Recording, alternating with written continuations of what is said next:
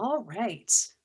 Folks are still coming into the room, but we have a few housekeeping pieces to get out of the way. So I think in the interest of um, being able to cover this very wide and important and popular topic, we'll begin. Welcome to all of our attendees. Thank you for joining us for this panel called Going Public, Putting Together a Promotion Plan That Works. Presented by Focal Alliance International and sponsored, we are very grateful to Kari, Estrin Management and Consulting for sponsoring this webinar. My name is Tressa Levasseur. I'm the Outreach Manager at Focal Alliance International. And before we begin, let's all take a moment together to acknowledge that we are joined today by folks from around the world using technology that is not necessarily accessible to all people. We can recognize together the importance, the complexity, and the difficulty of land acknowledgements in the context of online organizing, creation, and collaboration. And so we invite you to join us in acknowledging our shared responsibility to use this time together well, and for each of us to consider our roles in reconciliation, decolonization, and in active allyship. I myself very grateful to join you from Hamilton, Ontario, Canada, the traditional territories, and the ongoingly is not a word, but I went there, the stewarded territories of the Haudenosaunee, Anishinaabe, Huron-Wendat, Erie, and Attarandawan peoples. We hope that you will share your thoughts and observations in the chat box, and also that you will perhaps join us as well in adding your own land acknowledgement to today's chat box. I'm going to drop a link in the chat in a moment. If you have questions for our panelists, and we had hundreds of questions submitted over the last couple of weeks, please do drop them not in the chat, but actually in the Q&A box, which you will see at the bottom of your screen. There's a little Q&A there as well. There are closed captions available for today's webinar, and you can select closed captioning in the bottom, the bottom toolbar of your screen. Okay. We're very lucky to be joined by four fabulous folks for this discussion today.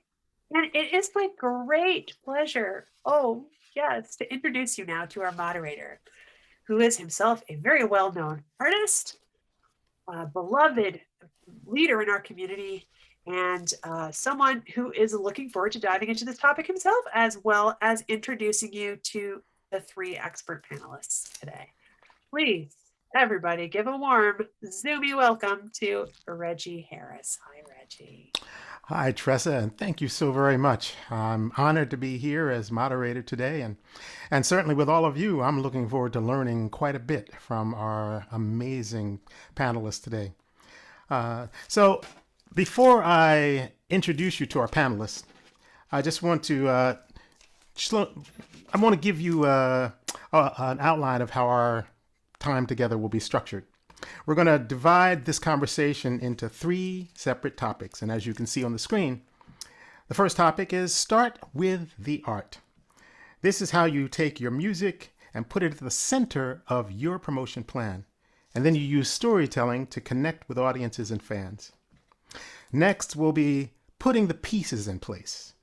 We'll learn about building budgets, something that drives all of us crazy, gathering a team for your project, and then creating a timeline. And thirdly, we'll discuss getting the word out. And we'll cover everything from concerts and content creation to diversifying your digital income stream. So those are our subjects. And then at the end, we're going to have a live Q&A. We'll try to leave time to get to some of those questions that you want to ask. Remember, put them in the Q&A box, not the chat box. And we'll try to get to them and answer some of those pressing questions. We're going to have a really wonderful time, and we're going to just move along with our panelists, who I will now introduce you to. First, we have Kari Estrin. Kari is an acoustic roots industry veteran who's known for her integrative, strategic, and holistic approach to artist management. And in the next year, Kari is going to celebrate her 50th year in acoustic roots industry management. So that's a milestone for sure. We also have with us Erin Anderson, the founder of Olivia Management, an artist management and consulting company also based in Nashville. And Erin is also an adjunct professor of entrepreneurship and music business at Belmont University. And we have from the West Coast, Chip Schutzman, president and founder of Miles High Productions, a social media marketing and promotion company. And he's based in sunny and very warm Los Angeles, California today. So welcome to all three of you. We are honored and joyful to have you here. And why don't we get started? And we're going to dive right into our first topic. Start with the art. And we're going to start there with Kari Estrin. So Kari, how you doing?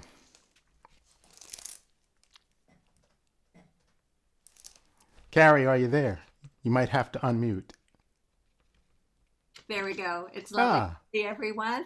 Thank you for being here today, and I appreciate the opportunity to have this discussion and to hear from all of our also esteemed panelists. It's so great to see you. Kari, when you say start with the art, what are we thinking about in terms of promoting a new project?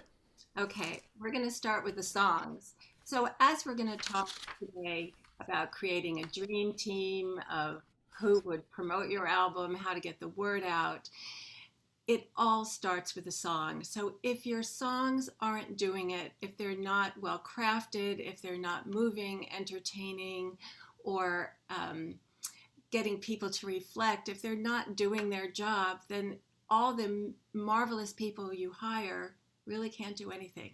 It all starts with a song. So it begins with what you write, the lyrics, the melody, and eventually how you record it with your arrangements, the sound quality, the sonics of it. And it's a reflection of both your content and your genre, if you choose to promote it, that you want to gain the visibility within. But let's get back to the basics. Let's get back to the lyrics. Professional songwriters hone and edit their songs. It's really important to do that. There is that rare case where you write a song in 5 minutes, it's done, and you've got a hit. But that is the rare case. So don't be afraid, don't be too proud to go back and keep honing and make sure that every word that you use is the right word. Don't just go be lazy and say, she went. Went is a boring word. She sauntered, she this, she that. So every word has to count. And are you truly communicating what you want to in the song? Sometimes we dance on top of our lyrics. We just write what we know what we're talking about, but you're not digging in with enough detail to provide the listener a framework of where you want to lead them to go. Another issue with the content of your songs and their viability is, are you squeezing in too many topics? You really usually need one topic. Sometimes people throw in that someone's dying and then you leave that alone. But wait a minute, you've just thrown this new subject matter in. And then you want to be able to step back and get a little distance and evaluate those songs and see if it's really the song, if it's really finished, if you've really done your job with it.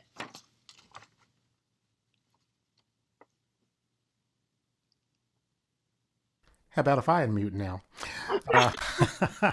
That's really clear. And, you know, certainly we center on the fact that we really do need to start with what got us passionately involved in doing this. The art is really what drives the whole issue, the whole business. But you talk about curating your songs. What do you mean by curating your songs? Well, I do a lot of radio promotion and holistic management. And so when someone approaches me for either a career plan or to promote their record at radio, one of the things I listen for is, what is the image and branding of this record? What is it saying? How can I market it? So I take all of that into account. And so what I work with artists with is how to curate your song. So for instance, just because you've written 12 songs while you were vacationing in Colorado doesn't mean all 12 songs will go on that album. There has to be a thread. It doesn't have to be a now I'm having trouble with words, thematic thread. it doesn't have to be that, but there has to be a thread of what holds everything together. And you may have several themes that you're developing that are interrelated. And you can have serious and comedy, or Reggie, on your latest album, you have songs about healing the social divide, but you also have love songs, but it all seems to work together. So that's what you want to be looking at. And if you have written songs and you're listening and you're like, well, they all sound great together, except I'm not sure about this one. You listen to your gut instinct on that. Because maybe that's a song that, and Chip can talk about this, I'm sure, later. Maybe that's how you use it to get more people on your mailing list, or to get people more involved in your social media. So if you've gone in and recorded, say, 16, and you only pick 12, that's fine, because you will use those other 4 songs. And then when you're curating those songs and you're looking at themes, you want to make sure they're all going to sequence together. So a lot of times I'll get mixes, album mixes, and I'm trying to see what is going to sequence, how it's going to all flow together. It's really interesting, because sometimes I'll look at an album and say, you know, you've written about A, B, and C, and then you've added these textures, or you've done this. But have you ever thought about maybe including a song about this? I think it would tie the entire album together. And so it's okay for you to look at what you've created, step back from it, get some distance, because it's so personal to us when we write, isn't it? Oh, absolutely. Yeah. And we know what we're talking about when we write, but the trick is, does everybody else know? Can they identify your album and who you are with it?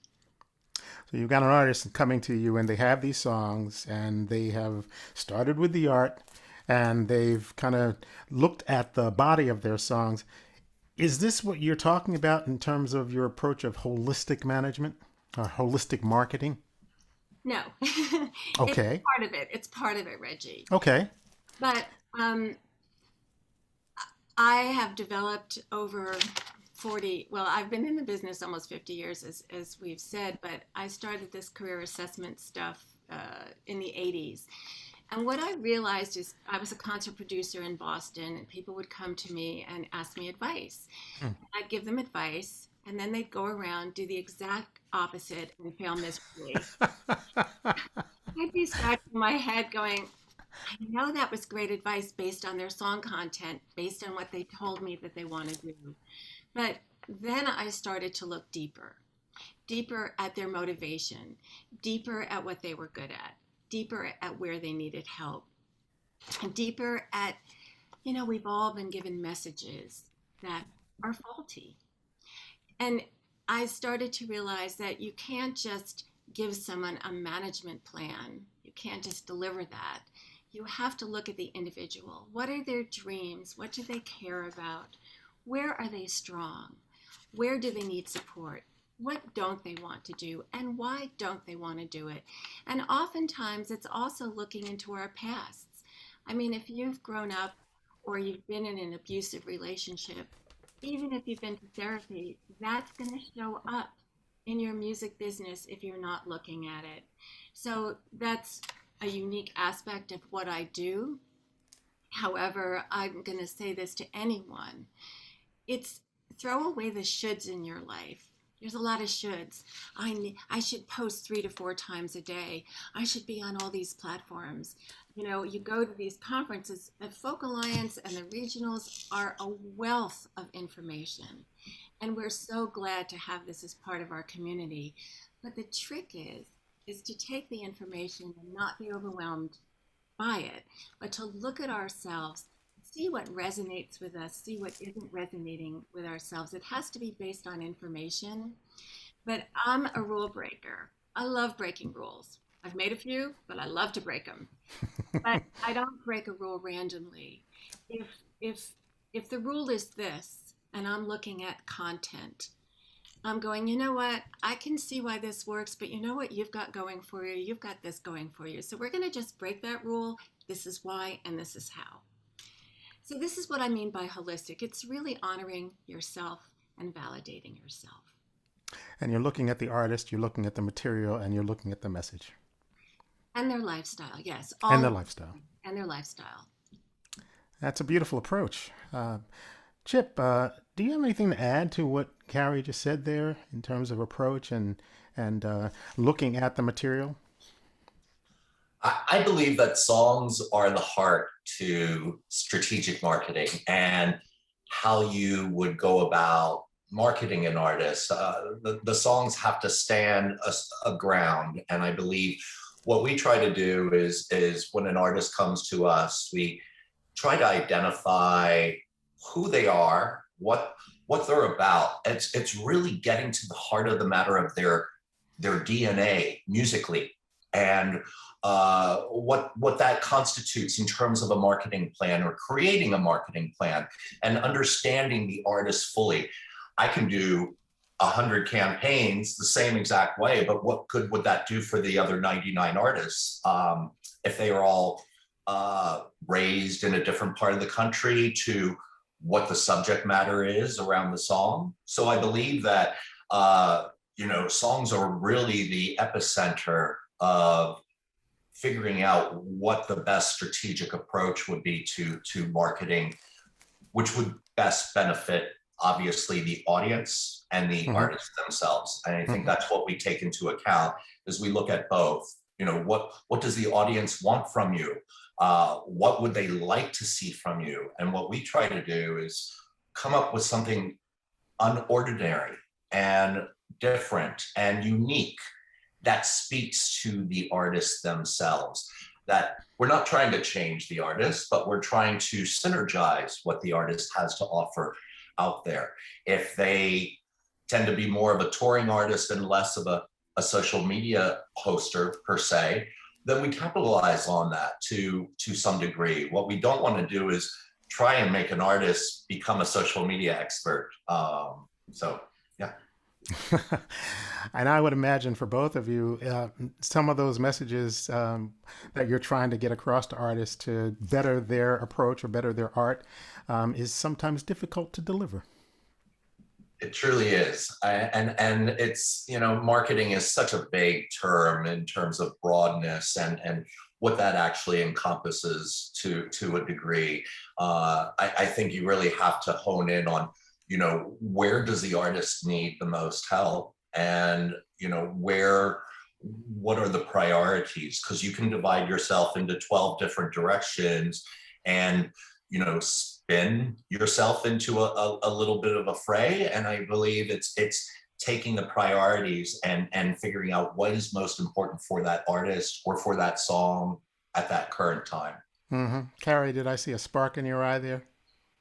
That's very good. You did. Well, I was looking at a couple of comments that were made that go to content, and one that has come up during the Folk Alliance itself was about older artists. What advice would you give to the older artists? And remember, your content is probably some of the richest. And really, age doesn't matter in folk music. It just does not. And so I am of age. I am older than of age. And I am not stopping anytime soon because I hope in these many decades I've accrued some wisdom. Maybe not speaking ability, but wisdom. So if you're an older artist, you have a lot of value in your content. There's one more thing I wanted to just quickly add. Someone asked who said that they're a folk instrumentalist. And the thing is that too, if you played hammer dulcimer, traditional hammer dulcimer, there's a lot of content just within that. What types of traditions do you represent and all of that kind of thing. So thank you for bringing up that point. We all have something of value, and it's the ability to look and find that and not worry that people don't think it's interesting. We are interesting, but we don't think that. We're bored with ourselves. We can't see. But I think everyone's going to talk on this panel about how interesting each artist is and to be able to validate and acknowledge it. Yeah. Wow.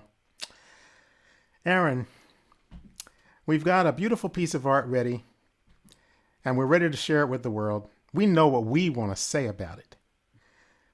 But now we have to put our ideas and our art into action. So what pieces does an artist need to keep in mind to get that piece of art out there? Yeah, I think this is the point at which I tend to meet artists when they have a record finished and they're looking for someone to help them put this record out and think through the plan.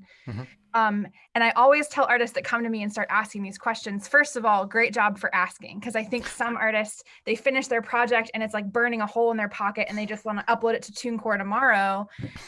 And they're just, unfortunately, in music isn't much of a, if you build it, they will come. It just doesn't really exist, because there was an article before Christmas that said like 60,000 pieces of music per day are uploaded to Spotify. So there's a lot of competition. So I like to start with your budget. What do you have to spend to market this thing? Because that will then inform what team members you can hire. So then the next piece is team. And I think timeline is important in this arena, but I also like to advise artists that if you find a team member, if you find a publicist or a radio promoter or somebody that is super excited about your music and you think is a really good fit, and you in your head wanted to release your album in August, but they're full in August, I'm a big proponent of push it back a month, because if you have someone that's excited about what you're doing, the timeline, we're making up our own timeline. So move it around. Budget, team, timeline. Then a marketing plan, thinking through all the pieces of how you're going to put out each song and what you're going to do around each song. And then depending on what team members you can afford to hire, you might have someone thinking about strategy, digital marketing, radio, PR for you, or you might not have the funds to do all of that. So you've hired one or two and you're filling in yourself to take those roles. So putting everything on paper and having a plan, I think, is really important. And then coming up with a way to organize it. And I think sometimes for creatives, this part is the hardest. They're scared of spreadsheets, or they don't know how to use Google Docs, or I would go so far as to say some sort of task or project manager. At my company, we use one called Asana, ASANA, and it's free. There's also one called Trello. There's one called Monday. There's all these programs that are developed for people who are working on projects that have a distinct timeline and distinct steps that have to be taken. So you can go in with your marketing plan and your team members, and you can put all of that together in a place where you can organize what you need to do. So budget, team, timeline, marketing plan, and a way to organize or to put together the process for doing all of this. So many of us are, one shop, do it all, including the concert. So now you have this product, you have a budget, you have all of this going. And now people say, well, you need a radio promoter, you need a promoter, you need a social media strategist, you need a publicist. Can you explain what the differences are between those three things? Yeah. So let's start with radio promoter. And sometimes I think there's the most confusion between publicist and radio promoter, because sometimes the lines are blurred there in the middle. So radio promoter, their job is to reach out to radio stations on your behalf and bug them every week to play your music. It helps if they have new information to go back with every week. Oh, there's new tour dates. Oh, there's new articles being written. Oh, cool things are happening. Videos are coming out. But a radio promoter is responsible for talking to radio programmers, who are the people who plan what plays on radio stations, or DJs, and informing them about what's going on in your career, bugging them to listen to the music, and trying to get them to add your music to the radio. That's a radio promoter. A publicist is your voice to the media. So their job, to the media minus radio stations. So their job is to try to get blogs, magazines, newspapers, television shows, pretty much all media minus radio to tell your story, write about you, share your music, review your music. They're kind of your voice and face to the media. And sometimes there's some places where those two overlap. Like I'm thinking of Lightning 100 is a great example here in Nashville. They have a great website and they do video sessions. So sometimes I've seen publicists that will pitch artists to the Lightning 100 video session, even though technically that's a radio station. So if you're hiring both, I would definitely recommend making sure we're on the same page and each team member knows who's pitching what, and there's not any weird step on people's toes things going on. Right. But that's kind of the place that the lines get blurred a little bit. And then the third piece, digital, social media strategy. I also would say digital marketing company. And those are two places where they can be the same company, they can be different companies. Digital marketing tends to encompass, any place you can run ads. So that can be Google ads, YouTube ads, social media ads. That can also be ads that are run on, you can buy space on americansongwriter.com and you can have the banner that is your music the week it's coming out. And so that would be a lot of times digital marketing agencies will help you do that. And then social media strategists help you think about how do you grow your social media. Sometimes that includes also running ads for you on social media. Everyone's packages are kind of different. Sometimes that includes just strategizing with you, and sometimes it includes posting for you. So I would make sure to be very clear, if you're looking at hiring these people, you truly understand what you're paying for and what you're not paying for. So you're not, caught off guard by, oh, I have to do this. I wasn't prepared for that. So those are kind of the main team numbers I tend to look at when helping artists put records out. And of course, now that you have all this going, then money is starting to flow. Right. So you have any tips on creating and building a budget? Yeah. Well, the first thing I want to say, I have experienced that I think artists understand the value of paying a producer and renting a studio and paying for a great engineer or a great, somebody wonderful to mix their record or master their record. I think that you understand as artists, how expensive that is and why that's expensive and why that is an art form for those people. And I have seen tons of artists that spend more than I personally think they should on paying some fancy person to mix their record and then have a zero marketing budget, or their marketing budget is less than half of what they spent to mix their record. And I would certainly encourage you to make the art you want to make and hire the team members you want to hire and work with. But I tend to tell artists, I think you should spend as much marketing your record as you spent to make it. And if you're going to spend 20 grand on a record, it doesn't make any sense to me to have $2,000 left over to market it. And no one's going to hear it. Then why did you spend the 20 grand to make it in the first place? So if that is scaring some of you, and some of you are like, oh no, that's a lot of money. It is a lot of money. I am a really big fan of crowdfunding. And I think sometimes artists shy away from it because it feels uncomfortable to ask for money and it feels awkward and it feels weird. But to that, I would say as a fan, fans love being involved in what you're doing.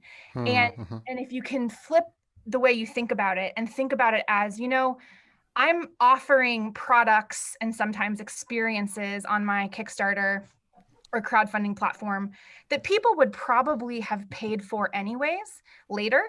I'm just asking them to pay for it sooner so that they can help me cash flow the marketing and make this record even bigger. So you're not asking for a favor.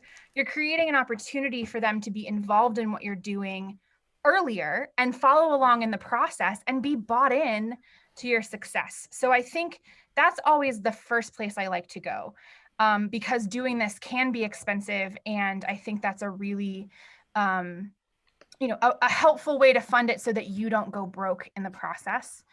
Another thing I like to tell artists about funding is, music is, like I said, there's 60,000 pieces of music uploaded per day. So it is a hard marketplace to compete in. So my goal when I'm helping artists build budgets is how do we get scrappy with your money and do as much as possible with your budget? And how do we make sure you have enough left at the end to do it again? Because what you're doing when you put this record out is you're letting, people are discovering you. Some writers are hearing about you for the first time. Some radio DJs are hearing about you for the first time.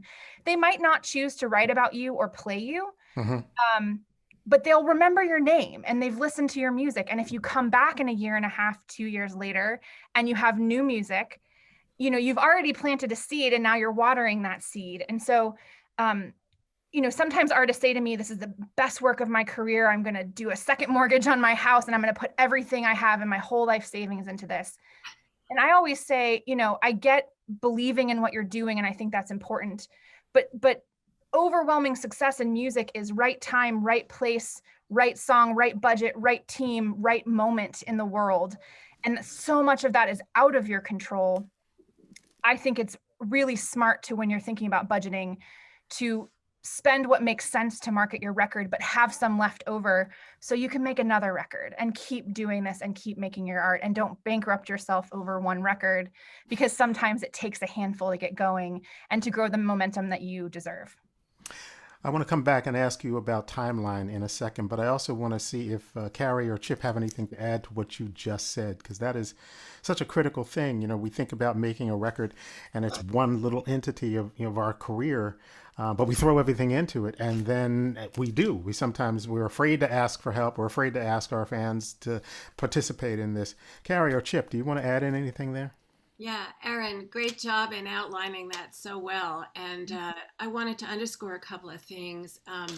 What you talked about, the fundraising, was fabulous, because I always say, don't use your own money. In this day and age, you really don't have to. And what the example that you're giving is like so scary, like someone wanting to mortgage their house to get their album out, because you're going to need your follow-up album to really cement that. So point well taken. And everyone out there, during COVID, it was funny because radio promotion just kept going. Records kept getting made in the independent music world because of crowdfunding.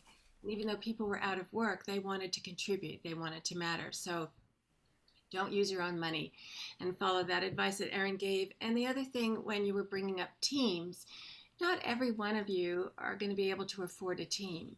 And as Erin pointed out, having that money in your budget is so important. So I do want to stress, when you put together a team, it's so great when you can get on calls with that team and brainstorm. And that's how I got to know Chip. I was working on another project, actually 2 projects with Chip.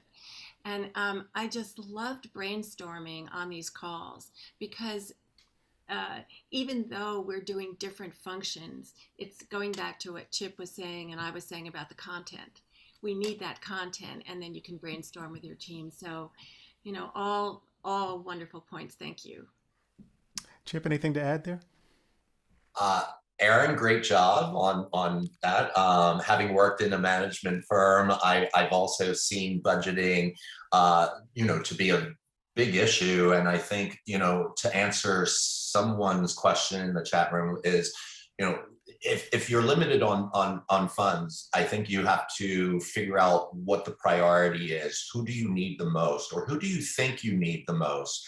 That's going to give you the best bang for the buck. And, I come from a social media angle, so I might be biased in saying this, but we've been hired a lot before they've hired a publicist or radio promoter, because it starts with the fans, and it starts with fan development, and it has to start with fan interest. And if you can build upon that, and you can show a unique creative marketing strategy that's going to be successful, I believe radio promoters and publicists will pick up on this to a degree. And I think, sometimes we are hired as starters to kind of build the momentum up in the term of a marketing strategy campaign. So I would say, yes, budgeting, you have to look at, I'm amazed at how many artists do put 100% of their budget into the recording studio, and then they're in a forest and no one's hearing their music per se. So I think it's, a 50-50 line down the middle is a good general practice in most cases. I think every artist is different, depending on the orchestration or the composing and arrangement of the music and the songs. But I believe a 50-50 is a good general rule to follow moving forward. Great point, and something I personally have struggled with, just in terms of, I would never have thought of hiring the social media strategist first, and getting that out there. But, we're in contact with our fans all the time, so why not? Erin, I wanted to come back to you. Just with all of this in play, we're gonna need a timeline, and I know many of us get really kind of confused or just don't know, what happens when. So how do you go about designing a timeline to sort of hit all of these marks? Sure. First, I think it's important when you've kind of settled in on a team to talk to each member of your team to ask what's best for their perspective of the industry. So your publicist might say, hey, it's really helpful to me if you spread singles out like this. And your social media strategist might say, hey, it's great if we have content dropping every couple weeks like this. And your radio promoter might, so talking to all the different team members. One thing to keep in mind, and I'm an artist manager, so a lot of my job is dealing with when the team members' priorities don't align, and you have to find a middle ground, because sometimes what's best for radio is not what's best for PR, and sometimes what's best for digital marketing is not what's best for PR or radio. So they're not all. Sometimes they're in opposition. So I think it's talk to every team member and find a timeline that works for as many parties as possible involved, and everybody can kind of live with it, and you're checking as many boxes as possible. I also would advise anytime you're hiring creatives, like if you're hiring someone to do photography or design or music video or those kinds of things, one thing I have learned is that creatives tend to be bad at deadlines. So I always say, build yourself a few extra weeks. I tend to tell my videographers something is due the 1st when it's really due the 15th. So kind of keep that in mind. Other things to keep in mind, if you're going to use vendors to print t-shirts or CDs or vinyl, talk to vendors about their timelines. Right now, vinyl, I don't know if any of you have looked lately, is like 8-9 months behind because of COVID and factories and getting materials. So just keep in mind all of those pieces. And this is where something like Asana comes into play, where you can then slot in all of the different things. I tend to look at singles about a month apart and doing a couple, 3 singles or so leading up to an album. For each single you submit, at least specifically on the Spotify dashboard, you can go in and submit one song per release to the Spotify dashboard. So if you do 3 singles in an album, that's 4 things you get to submit to the Spotify dashboard editors for consideration. But I think the most important thing is making sure that all of your team members are on the same page, and the deadlines and the expectations are really, really clear. Mm-hmm. Thank you. Boy, this is great stuff. And you helped us segue to our next area, which is getting the word out. And you mentioned Spotify, but I'm going to ask Chip to talk to us about 3 different things. I'm going to say 3 words to you. Chip, live streaming, Spotify, and singles. Erin already touched on the idea of releasing singles. Can you talk to us about getting the word out and those 3 things? Remembering that's our topic, getting the word out. Now we want to get that album out there.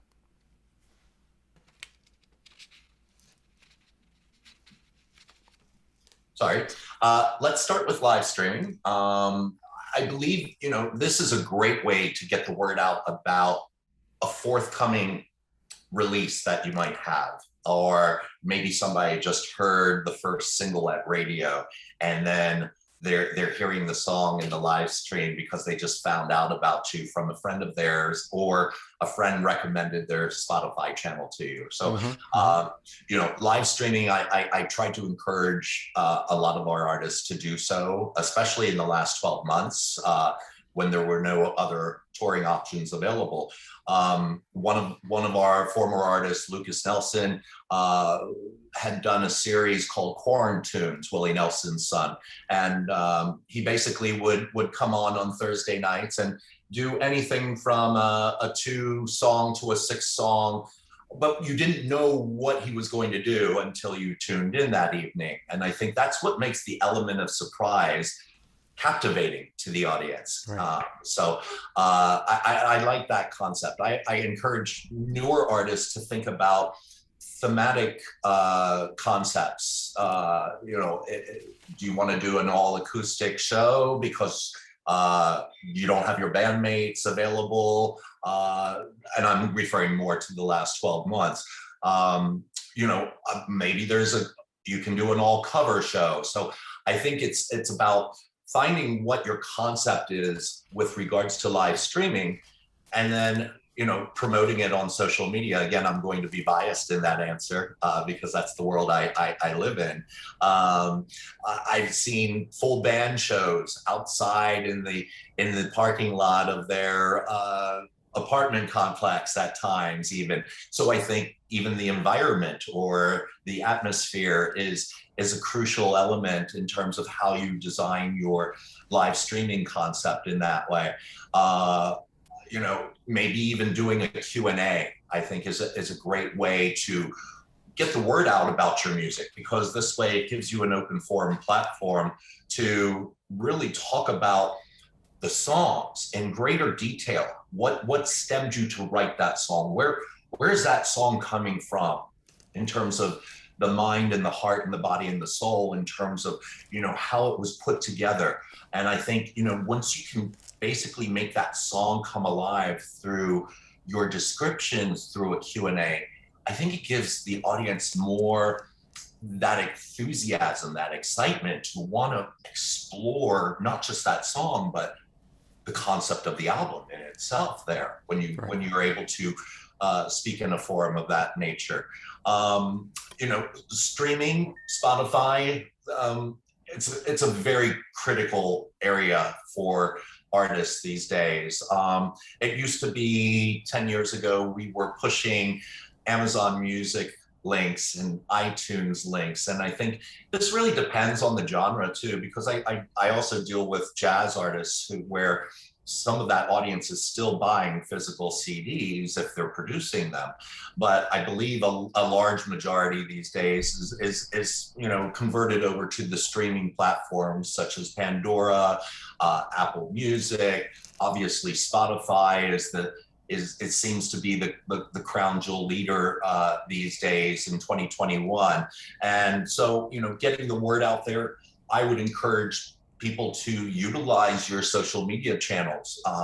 If you just got added to a very popular playlist, why wouldn't you want to, make a newsletter out of that and encourage people to go over to that playlist and see what other artists that you could be exposed to, that you could learn a little bit more about, because usually playlists are curated in a musical or a tonality sense, where if you like this song, you may be most likely be educated or turned on to like this song. So I do believe, when you are able to get your music on playlists, that not only is it a great land for artists, but it's a great exposure for the other artists that are on that same playlist. So yeah. And then with regards, I'm sorry, what was the third? Well, the other was singles. Singles, yes, of course. You can't do any of this without singles. So I think it's your strategy and figuring out, do you want to be an artist that creates a concept of releasing a single by single strategy over the course of a year? I'm working with 4 artists right now that have 9 singles that they want to release over the next 2 years. So I've actually made a 2-year plan for some of these artists in terms of how we're looking at each single and how each single is going to open up the breadth and depth of their audience base in that sense. What we did for single number 1, we're going to do something completely different for single number 2 or number 3 and 4 in terms of trying different concepts, different creativities, maybe different graphics. So it's about finding how to build that storytelling approach on social media through use of your singles, and how you describe the singles and what kind of engagement or interest that you're seeing on social media that will constitute, well, maybe I was going to put out single number 2 next, but based on what I'm seeing on the engagement on social media, maybe I actually need to put single number 4 as number 2 because that's a ballad, and that's what I'm finding my fans would like to see next, or in terms of another higher ground in terms of that songwriting level that you would be able to show your audience in that way. So yeah, I think singles, are a key component in 2021 with regards to marketing. I always look at each single as an awareness campaign that's going to help build more audience and more enthusiasm, ultimately leading to the EP or the album release. And that's tying us into diversifying the digital offerings that people are putting out and into your content of your music streams and hopefully your income as well. That's key. Yeah, great stuff. Great stuff. Speak a little bit about strengths and differences between concert production and content creation. Excuse me. So I've worked with a very famous classic rock folk band called Heart over the last 20 years. And I believe they toured probably 17 of the last 20 years almost. So big arenas, amphitheaters, two small, intimate venues. I think depending on the venue size would depend on the concept of their set list and style for that night. We were responsible for producing merchandise for the tour, looking at price points, figuring out, what does the fan want? In some cases, I've even done surveys and polls on social media to see what the fans want.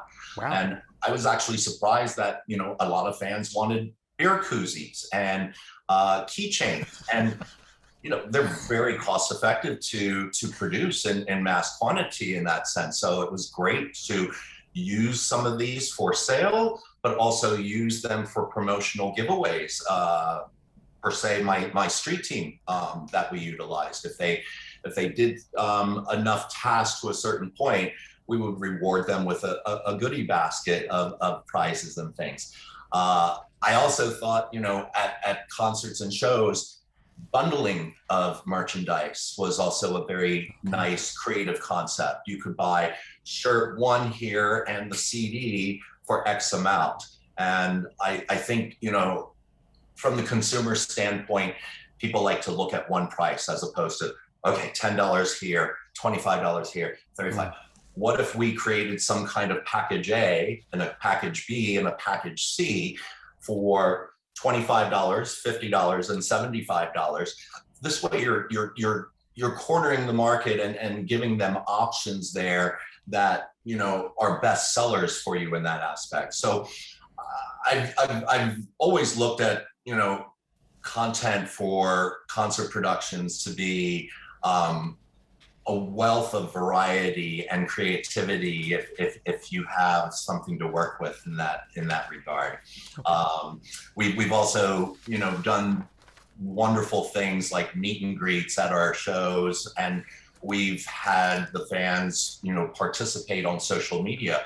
And we've always found that things like that were very viral. They would send to their friends, hey, did you know, so-and-so is doing a meet and greet. The first 50 entries in will, have the opportunity for a lottery for 45 minutes with the artist, let's say. So, we were responsible for creating that type of content that, would work very well on the tours. Wow. None of this happens by accident. No, it has to start somewhere. Just like when you get the pen and you're writing a song, it has to start somewhere. So. Thank you. Our time is quickly going by, and we do want to get to some of our questions here. So I'm going to just grab a couple of questions and throw them out. I'm going to invite each of our panelists to, if you hear something that you really want to speak to, we're going to go kind of lightning round here. Mr.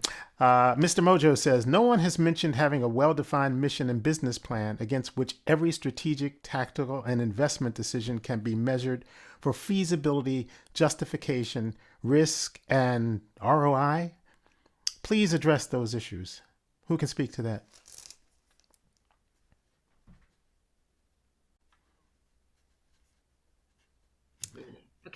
Okay. Kari? I think what you're talking about is in your marketing plan or you're in your career plan, where you define all of those things. And in my case, I would say in a very holistic way. I want to talk about your return on investment. it's not quantifiable as you would be in a normal business. Your return on an investment takes time, and as Erin would say, you did one record, but you're going to have to do another. So it's not cut and dry, but your mission statement, your brand, everything, that is something that you can create. You can hire someone to help you create that plan, but you can think about that. And yes, you can use it as a guideline to measure other things that come up, because it will help focus you. So you won't be going into all these directions that aren't taking you to where you want to go. So it's an excellent question. Great. Christine Paddock asks, how do you go about requesting to be considered for a Spotify playlist for a first single?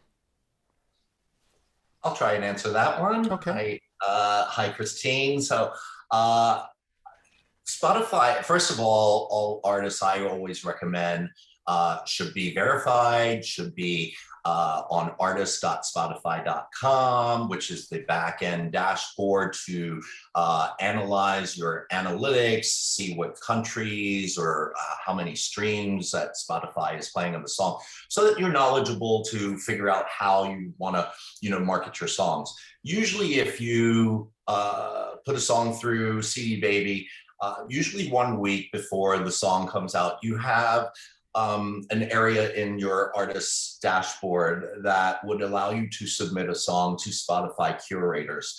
And basically they're looking for tempo, mood, rhythm, what kind of instruments are on there, a brief description of the song. So, I've always utilized that opportunity, but I'm also, that's one area. And then the second area is, I do work like a publicist in the sense that I've got a database of Spotify curators that basically have put our artists' music onto their playlist. And I will pitch them just like a publicist will to get a song on a review site or a blog in the same manner. It's about upselling your music, your song. And I think no one can do this better than the artists themselves, because they're more tied to the music than me or a publicist or even a manager to that degree. And I think they have to figure out, what is it that the curator wants, and does this song 100% fit the vibe and the rhythm of what is happening in that playlist from a musical standpoint. Thank you. Alex Mallet asks, what are some of the metrics or specific items that you look for from artists to prioritize one type of promotion over another? I can talk about this a little bit. Okay. I think every artist's fan base is different. And so I like to track a lot of things to see what's working. For instance, in social media, Chip, I don't know what softwares you use, but we tend to use later.com, and Later has some great analytics. So you can see, as I'm posting on social media, what are people responding to? And by the way, in general, it is overwhelmingly the artist's face talking over fancy marketing images and things that look super professional. In my experience, fans, they like you, they want to hear from you and they want it to be real. But I think I just like to lay everything out, and you're trying to constantly best yourself. So if you did a promotion and you ran some ads, you can Google industry averages for click-through rates, and you can look at those kind of things and then say, okay, I got to a 10 cents per click. Let's try to get the next one to 9. And another thing I do in this instance is sometimes I run ads where I'll run an A/B test. So you target different audiences and see who responds to this ad, or you tweak things in the ad and say, okay, when I target Jason Isbell fans, people respond, but when I target Garth Brooks fans, nobody responds. So those are my people. So you can do a lot of A/B testing and lay your promotion side by side. And but I think it's going to be different for every artist, what your fans respond to and where your fans are and what they tend to like. Thank you. Kari Harvey Piper asks, have you got some suggestions for keeping momentum going? Once you've dropped 3 singles, the album, the main press, review, promo, radio campaign is pretty much finished.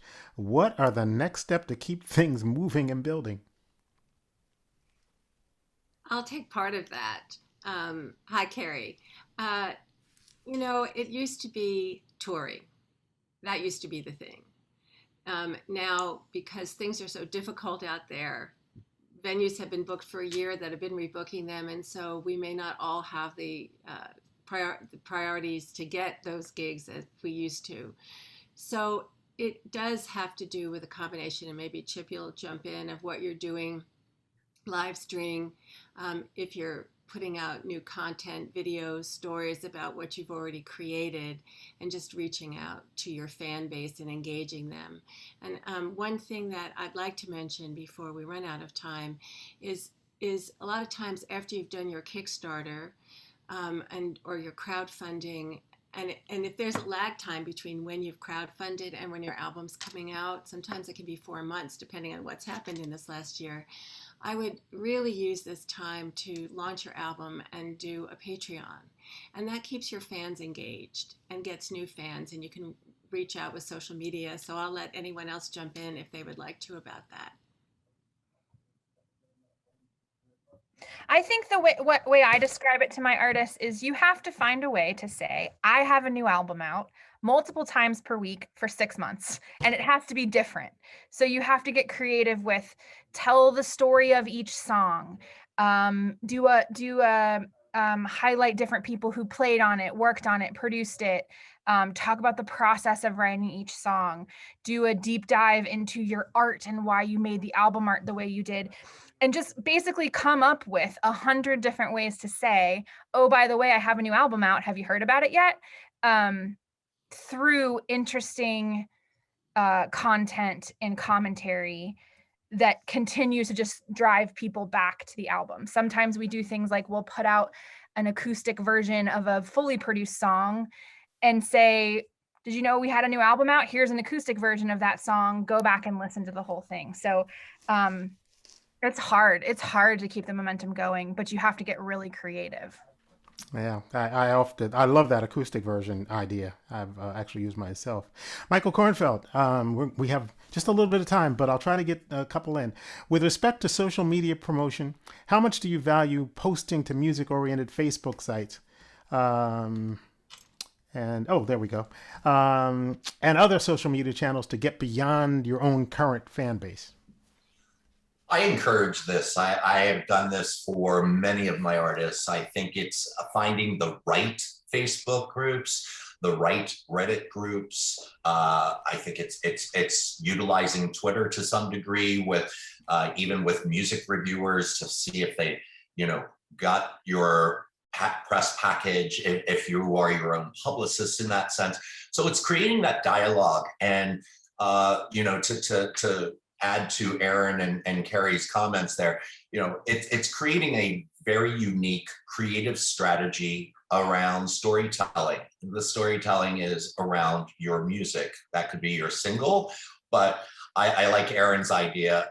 I always tell my staff this, we have to think of 100 different ways to tell them to buy the music or to know that it's available. And how do we do that in a very unique, creative, but yet authentic way?